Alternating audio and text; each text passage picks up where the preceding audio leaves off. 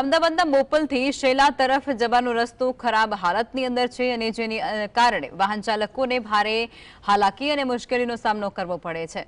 રસ્તા પરના ખાડા અને અસમાન જે સપાટી છે તેને લીધે વાહનોના ટાયર ખરાબ થઈ રહ્યા છે। સ્થાનિક લોકોને વારંવાર ફરિયાદ છે, છતાં પણ સંબંધિત અધિકારીઓ દ્વારા રસ્તા સમારકામ માટે કોઈ જ નક્કર પગલાં લેવામાં નથી આવ્યા।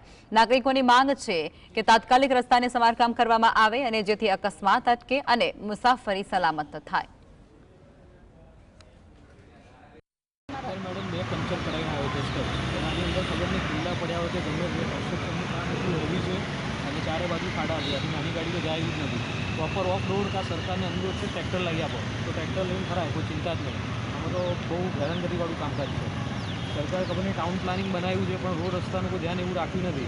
એટલા ખરાબ રસ્તા છે કે આવા જવામાં બહુ હાલાકી પડી રહી છે। નાના છોકરાઓ પડે છે। હમણાં એક લેડીઝને મેં જોયા છોકરાને લઈને જતા હતા આ ખાડામાં પડ્યા આગળ। એટલે તે કરવું જોઈએ સરકારે।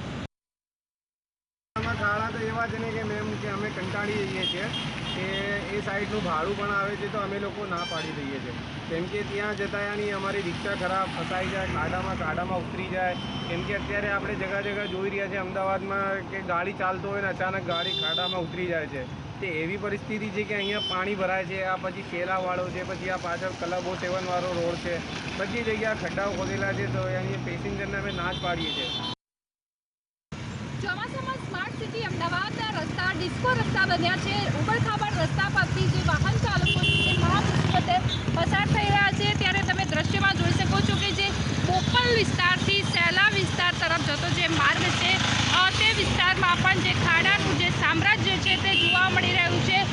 વિકાસની વાતો કરવામાં આવે છે પરંતુ હકીકત એ છે કે જે ચોમાસું આવતા જ જે સ્માર્ટ સિટીના જે રસ્તા